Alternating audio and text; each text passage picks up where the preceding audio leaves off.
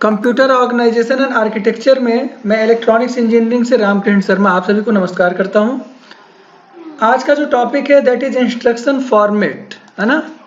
Instruction का क्या format होता है, वो जो इंस्ट्रक्शन है हमारा, है ना, वो कैसे काम करेगा, किस तरह से उसमें एड्रेस फील्ड्स होती हैं और उसका क्या मतलब होता है और कौन से इंस्ट्रक्शंस किस पर्पज से यूज होते हैं, इन सब के बारे में आज हम लोग लेकर आए हैं। ये टॉपिक है हमारा इंस्ट्रक्शन फॉर्मेट।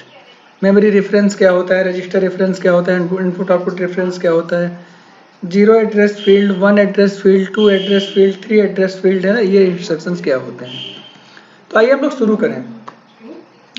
कोई भी जो इंस्ट्रक्शन होता है वो हमारा 3 पार्ट में डिवाइडेड है। मतलब आप अगर इंस्ट्रक्शन फॉर्मेट की आप बात करें तो इंस्ट्रक्शन फॉर्मेट में आपको 3 चीज़ें दिखाई देंगी। एक है आपका मोड, ये मोड 1 बिट का होता है ना।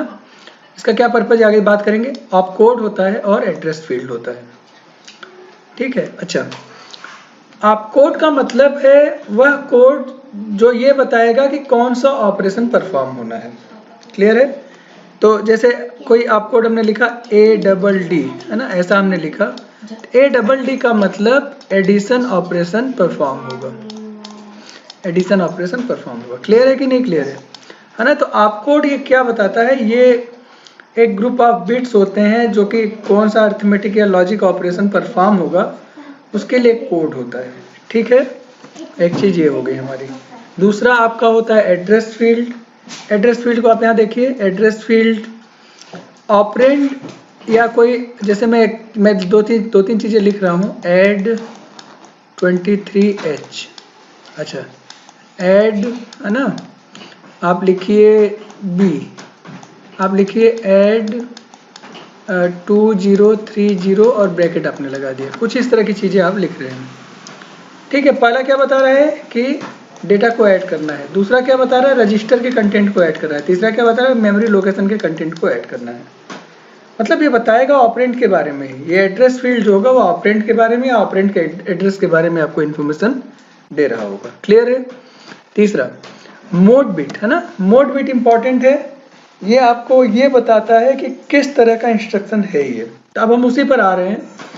देखो 3 तरह के इंस्ट्रक्शन होते हैं, मेमोरी रेफरेंस, रजिस्टर रेफरेंस और इनपुट आउटपुट रेफरेंस। अगर हम मेमोरी रेफरेंस की बात करें तो मेमोरी रेफरेंस के लिए जो हमारा मोड बिट होता है दैट शुड बी 1, है ना, दैट शुड बी 1।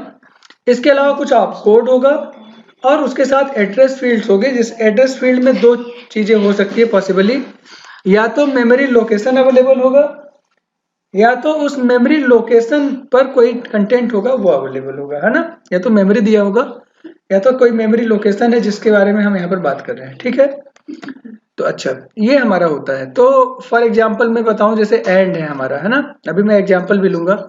ये सारे एंड है, एड है, ADD, LDA है, STA है, BUN है, BSA है, ISZ, ये सारे जो हमारे ये 7 मेमोरी रेफरेंस इंस्ट्रक्शंस होते हैं। मेमोरी रेफरेंस का मतलब होता है कोई भी कंटेंट या मेमोरी लोकेशन पर रखा हुआ कंटेंट, है ना, वो रजिस्टर के साथ, रजिस्टर के कंटेंट के साथ एंड होगा या रजिस्टर के कंटेंट में ऐड हो जाएगा या लोड हो जाएगा। मेमोरी लोकेशन का जो कंटेंट होगा किसी रजिस्टर के लोकेशन पर ऐड हो जाएगा।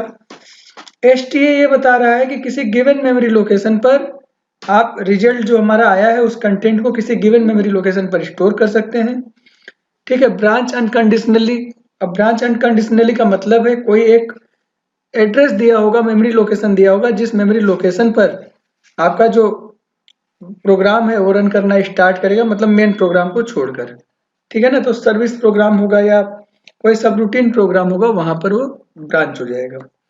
PSA का मतलब है ना, ब्रांच भी करेंगे, मतलब किसी और मेमोरी लोकेशन पर आप प्रोग्राम को शिफ्ट कर रहे हैं और उसके साथ साथ जो एड्रेसेज हैं उनको आप सेव भी कर रहे हैं, ठीक है। ISZ का मतलब है इंक्रीमेंट होगा अगर 0 आएगा, तो रिजल्ट अगर 0 होगा उस कंडीशन में एक इंक्रीमेंट हो जाएगा। ऐसा इंस्ट्रक्शन ISZ है। कहाँ पर इंक्रीमेंट होगा, उस मेमोरी लोकेशन के कंटेंट में जिस मेमोरी लोकेशन के बारे में यहाँ पर दिया होगा। तो मैं जिसकी बात कर रहा हूँ जैसे यहाँ पर एंड AL कामा 2AH ऐसा दिया हुआ है ना। तो यहाँ पर 2AH आपका सीधे सीधे ऑपरेंड है, दिस इज एड्रेस फील्ड। तो इन दोनों कंटेंट का क्या हो जाएगा, एंड ऑपरेशन परफॉर्म होगा। अब एंड क्या होता है पहले उसको हम देख लें तो ज्यादा समझ में आएगा। एंड का मतलब होता है, अगर हम एंड A और B का हम एंड कर रहे हैं, एंड है ना, तो ये होता है AB। AB का मतलब A and B, A and B है ना, ऐसा होता है हमारा। तो अगर कोई हमारा बिट A है और कोई बिट B है, इसको 0 0 किया, तो ये लॉजिकल मल्टीप्लिकेशन ही तो है। तो 0 और 0 का मल्टीप्लिकेशन 0 आउटपुट आएगा, तो y की वैल्यू 0 होगी। 0 1 का एंड 0 आएगा, 1 0 का एंड 0 आएगा, लेकिन 1 1 का एंड क्या आएगा, 1 आएगा, है ना। तो जब दोनों ही बिट 1 होंगे तो 1 मिलेगा, कोई भी एक बिट 0 होगा या दोनों ही बिट 0 होंगे तो आउटपुट आपको 0 मिलेगा। अब यहाँ पर AL में मान लीजिए हमारा जो कंटेंट है वो 37 है। तो 37 का बाइनरी 37H है, H का मतलब हेक्साडेसिमल। यहाँ पर H जब भी, क्योंकि आपका जो प्रोग्राम लिखा जाता है माइक्रो प्रोसेसर में वो इस तरह से लिखा जाता है, तो ये हमारा हेक्साडेसिमल गिवन है। तो हेक्साडेसिमल वैल्यू को आप बाइनरी में कन्वर्ट करेंगे तो क्या होता है, हर एक बिट को 4 बिट के बाइनरी में आप कन्वर्ट करते हैं। तो जो पहला बिट है आपका 3, हेक्साडेसिमल का 3, उसको बाइनरी में लिखेंगे तो 0011, और जो 7 है उसको भी लिखेंगे तो 0111, है ना, बाइनरी में अपने कन्वर्ट कर दिया। तो पूरा आपका 37 का हेक्साडेसिमल का बाइनरी हो गया। और जो कंटेंट है आपका वो गिवन है AL कामा क्या लिखा है 2AH। तो 2 हमारा कैसे लिखेंगे 0010। A को, A का मतलब क्या है, हेक्साडेसिमल में A का मतलब होता है 10, और 10 का आप बाइनरी लिखोगे तो 1010 आएगा। क्लियर है ना ये। तो आप इन दोनों नंबर्स को इस तरह से लिख देते हैं। ये पहला नंबर आपका था 00110111, दूसरा नंबर है 00101010, और आप इनको एंड करते हैं। तो 10 का एंड 0, 11 का 1, 10 का 0, यहाँ पर 0 आएगा, 01 का 0, 10 का 0, 11 का 1, 0, और ये हमारी वैल्यू कितनी है 0010 की वैल्यू आएगी 2। यहाँ पर कितना है 0010, इसकी वैल्यू आएगी तो 2। ये हमारा आंसर हो जाएगा 22H, है ना। तो इस तरह से आप एंड ऑपरेशन को परफॉर्म कर सकते हैं, ठीक है ना। ऐसे कोई मेमोरी लोकेशन दिया है और वहां पर कोई कंटेंट है। अब देखो एंड AL कामा 205051H है ना। 2051 मेमोरी लोकेशन है जहां पर, अब देखो 2051 यहाँ पर एक मेमोरी लोकेशन दिया है 2049, 2050, 2051, 2052। तो 2051 पर देखिए 79H है, इसका मतलब 79H है ना, C9H है। C9H को आप AL के कंटेंट से एंड कराएंगे। तो AL का कंटेंट क्या है 37, उसको तो आपने बाइनरी में ऐसे लिख दिया। C9C का मतलब क्या है, ABCC का मतलब 12 है, 12 को आप लिखेंगे 1100, और 91001। अब आप इसको इन दोनों को है ना आप एंड कराइए तो क्या हो जाएगा 1 1 का 1 आ जाएगा, बाकी सारे ऐसे हैं 1 0 का 0, 1 0 का 0, 0 1 का 0, 1 0 का 0, 1 0 का 0, 0 1 का 0, 0 1 का, सारी वैल्यू 0 आ गई। तो रिजल्ट क्या आ रहा है, पहले 4 बिट 0 के लिए आपने 0 लिख दिया, और दूसरे 4 बिट में 0 0 0 1, इसकी वैल्यू 1 है, 1 लिख दिया, तो 01H आपका आंसर आ गया। तो ये आपका ये ऑपरेशंस होते हैं। दूसरे जो हमारे ऑपरेशन ये आपके इंस्ट्रक्शंस होते हैं 2000 दी रजिस्टर रेफरेंस इंस्ट्रक्शन।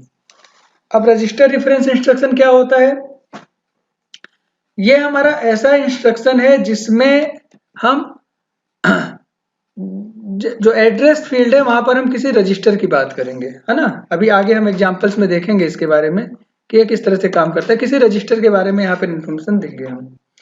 और कई बार एड्रेस फील्ड होगा भी, कई बार एड्रेस फील्ड नहीं भी हो सकता है, और जो हमारा मेमोरी लोकेशन है वो एक रजिस्टर को रिप्रेजेंट कर रहा है, इतना हमको समझना है ना।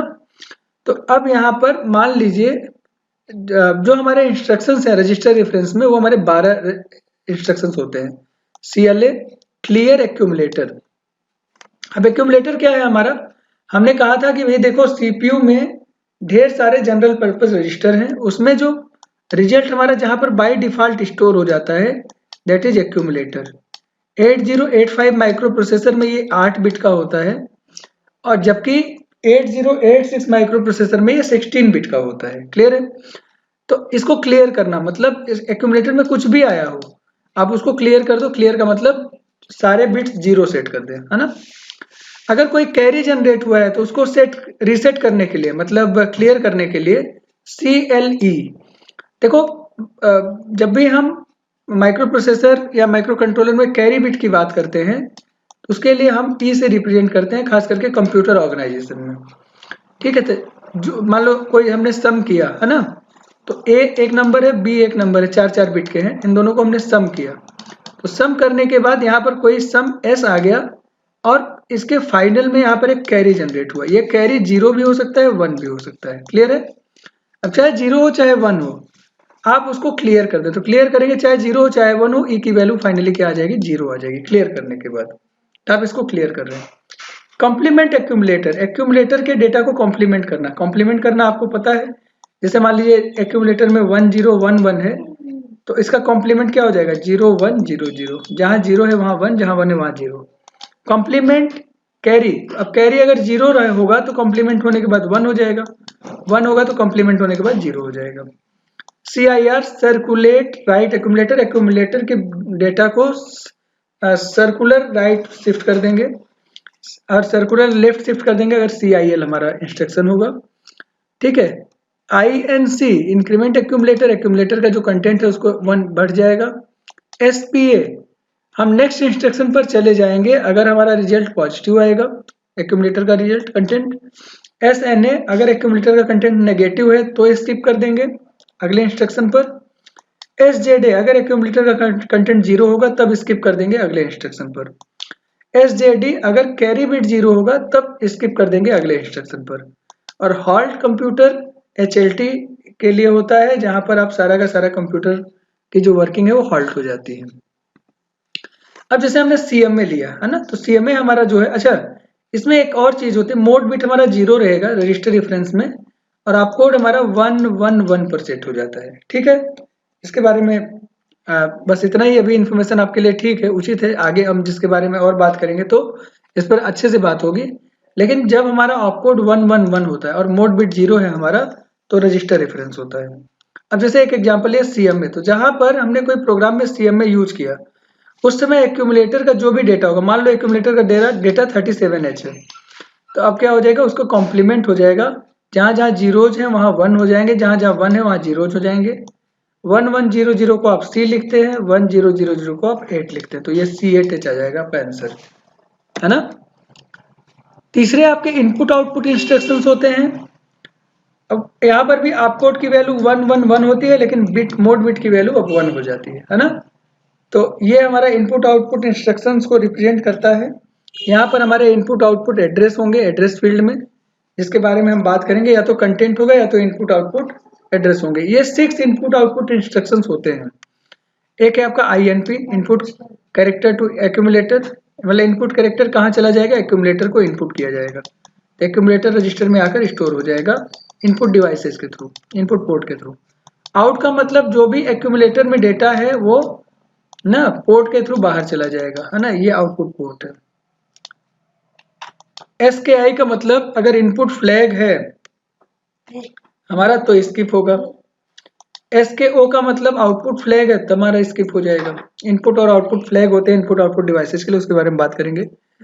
आई ऑन का मतलब इंटरप्ट ऑन हो जाएगा, आई ऑफ का मतलब इंटरप्ट ऑफ हो जाएगा, क्योंकि इंटरप्ट आपका इनपुट आउटपुट डिवाइसेस से रिलेटेड है। इंटरप्ट का क्या मतलब होता है मैं एक लाइन में बस बता दूं, तो जब जैसे आप ना, मैं एक एग्जांपल ले रहा हूं, जब आप इनपुट पोर्ट पर USB ड्राइव लगाते हैं, है ना, USB डिवाइस जब लगाते हैं तो आप देखते हैं आपके मॉनिटर पर ये ऐसे फाइल खुल जाती है और उसमें लिखा होता है USB डिवाइस का जो भी नाम होगा आपने लिखा होगा, मान लो RAM लिखा है आपने, तो आपको दिखाई देने लगेगा और उसमें जो फोल्डर्स होंगे फाइल्स होंगे वो दिखाई देने लगती हैं।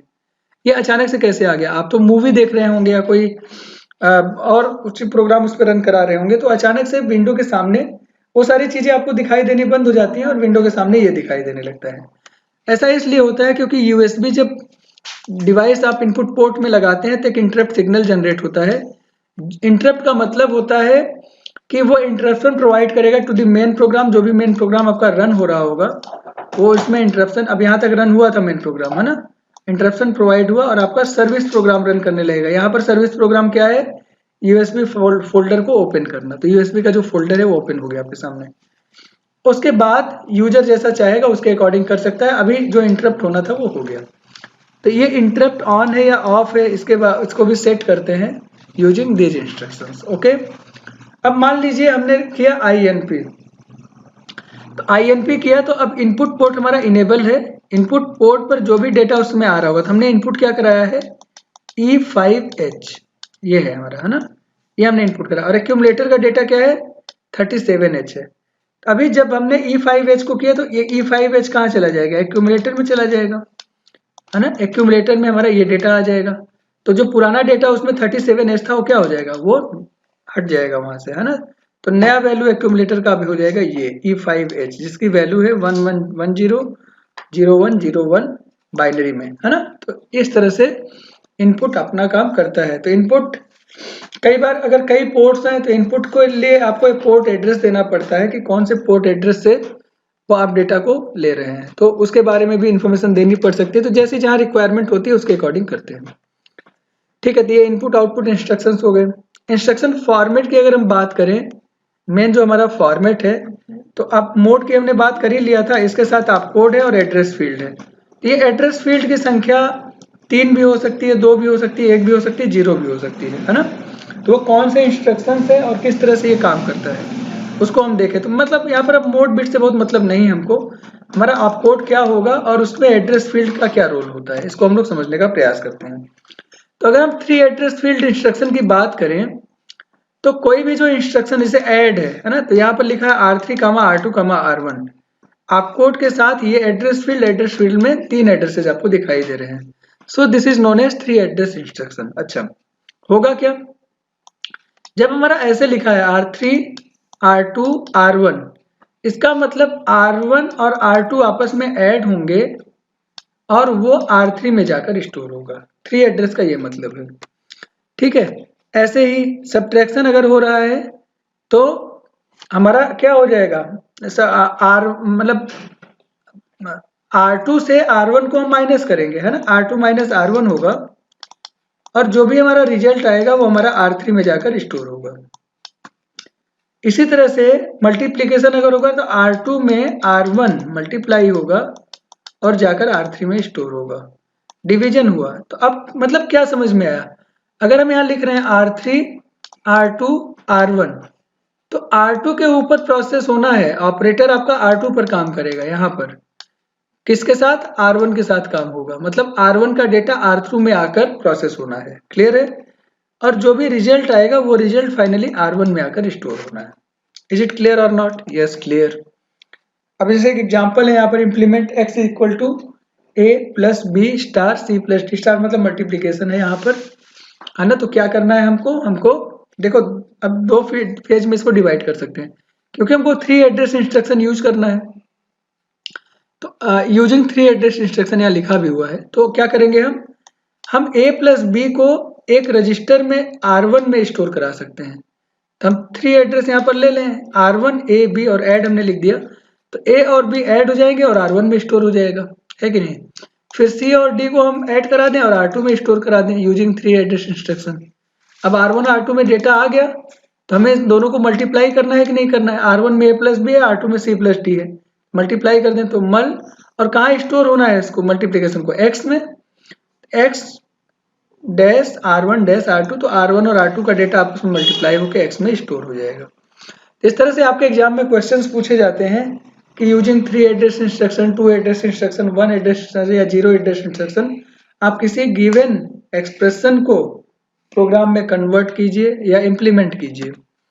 अब जैसे 2 एड्रेस इंस्ट्रक्शन की बात करें तो 2 एड्रेस इंस्ट्रक्शन में अब 2 ही एड्रेस होंगे। अब वही सारे आपको फिर दिखाई दे रहे हैं, ऐड R2, R1, है ना, ऐसा हमने किया। अब यहाँ पर क्या होगा, R2 का R2 यहाँ पर है, R1 यहाँ पर है, तो R1 R2 में R1 का डेटा आकर ऐड हो गया और ये स्टोर R2 में होगा। अब यहाँ पर जो डेस्टिनेशन एड्रेस हमारे हुआ करते थे R3 अलग लोकेशन था, अब वो तीसरा वाला हमारा एड्रेस यहाँ से गायब है, तो R2 में ही डेटा प्रोसेस भी होगा और R2 में ही स्टोर भी होना है। क्लियर है ना, अब यही डेस्टिनेशन एड्रेस भी काम करेगा। ठीक है, तो addition of R1 and R2 is stored in R2। Clear है कि नहीं, यस क्लियर है। सब्ट्रैक्शन R2 में से R1 को माइनस करिए और R2 में स्टोर कर दीजिए। मल्टीप्लिकेशन R2 में R1 को मल्टीप्लाई करिए और R2 में स्टोर करिए। डिवीजन R2 को डिवाइड करिए R1 से और R2 में स्टोर कर दीजिए।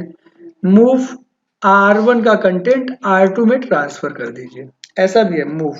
तो पिछले वाले में मूव नहीं था, है ना, मूव नहीं था क्योंकि मूव आपका एक रजिस्टर में दूसरे रजिस्टर के बीच में होगा, तीसरे एड्रेस फील्ड की जरूरत नहीं है, तो 3 एड्रेस इंस्ट्रक्शन में वो शामिल नहीं होता, यहाँ पर शामिल होगा। क्लियर है? ओके।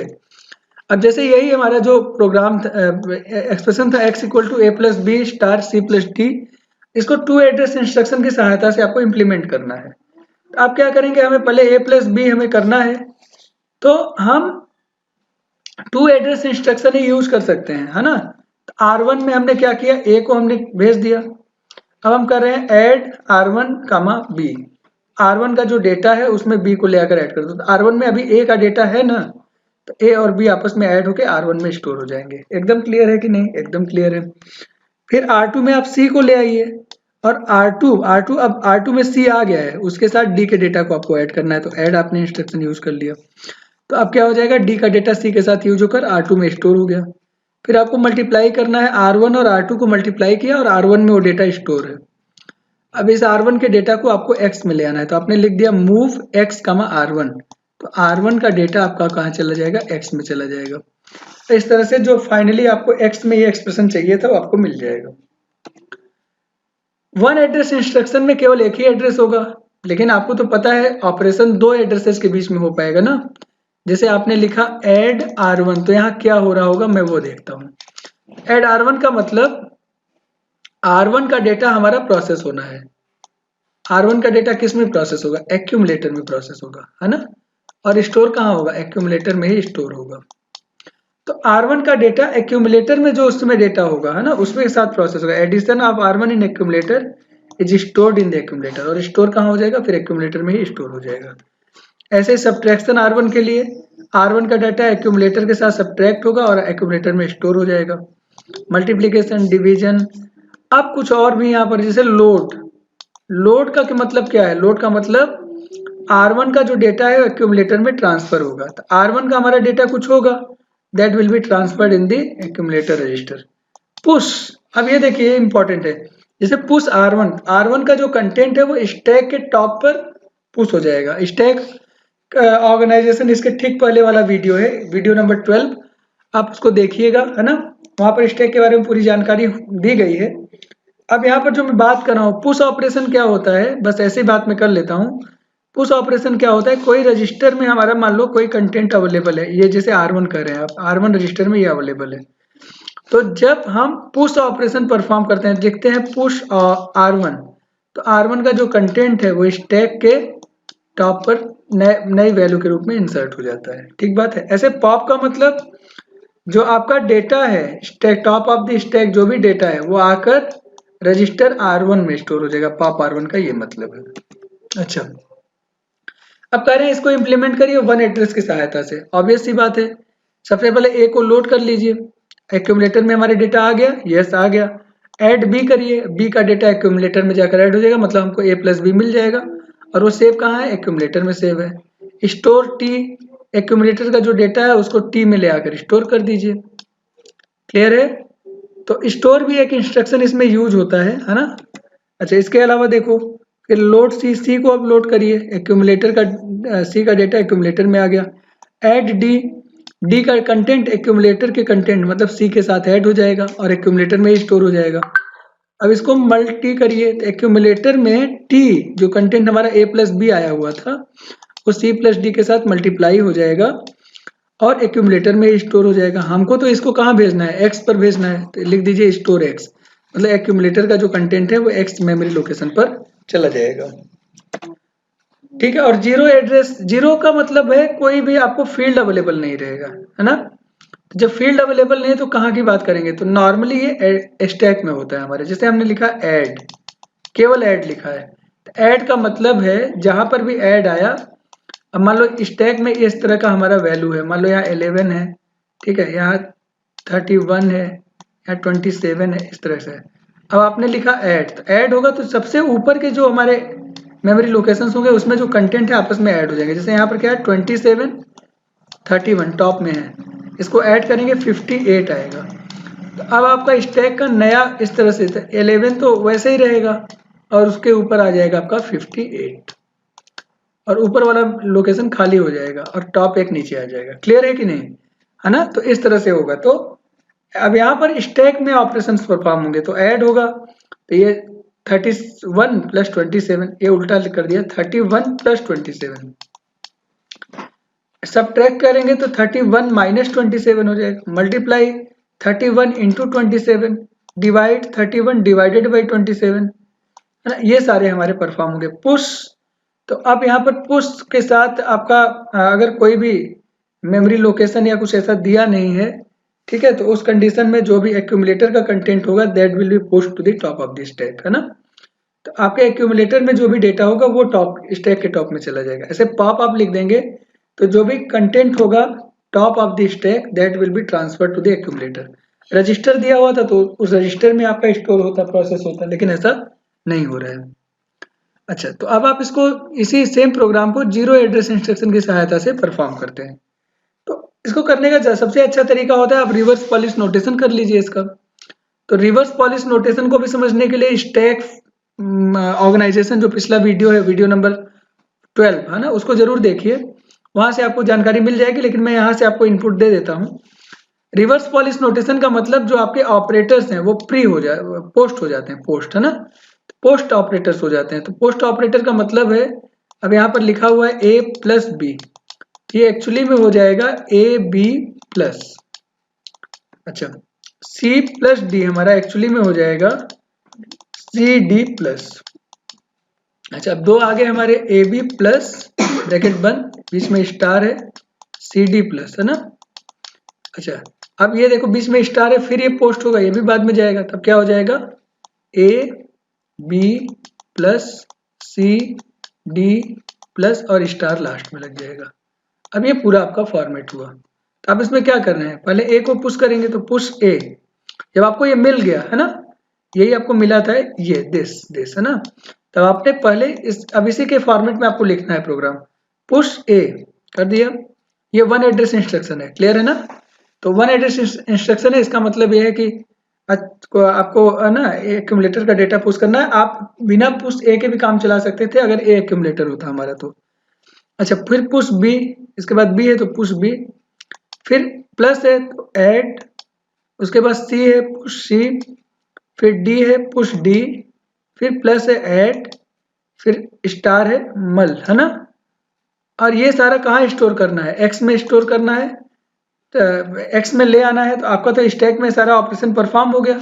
अब इसको हमें बाहर निकालना है ना, फाइनल एक्सप्रेशन को बाहर निकालना है, तो क्या लिखेंगे पॉप। तो जो टॉप ऑफ द स्टैक जो भी एक्सप्रेशन फाइनली आया होगा उसको आप एक्स में स्टोर करा देना। तो इस तरह से आप करते हैं, है ना। तो जीरो एड्रेस इंस्ट्रक्शन जैसे ये है हमारा। अब इसको, है ना, एक समय AKTU के ये 2019-20 वाले पेपर में ये पूछा गया था क्वेश्चन, तो इसको मैं एक बार आपको बता देता हूँ। जीरो एड्रेस इंस्ट्रक्शन की सहायता से इसको रन आपको इम्प्लीमेंट करना है। तो आप पहले रिवर्स पॉलिश नोटेशन में इसको कर लेते हैं। तो आप देखो ए प्लस बी स्टार ब्रैकेट में सी स्टार डी प्लस ई स्टार ब्रैकेट में एफ प्लस जी, ऐसा हमारा दिया हुआ है। तो एफ प्लस जी को पहले आप सॉल्व कर लीजिए, तो एफ जी प्लस हो जाएगा, क्लियर है, पोस्ट है।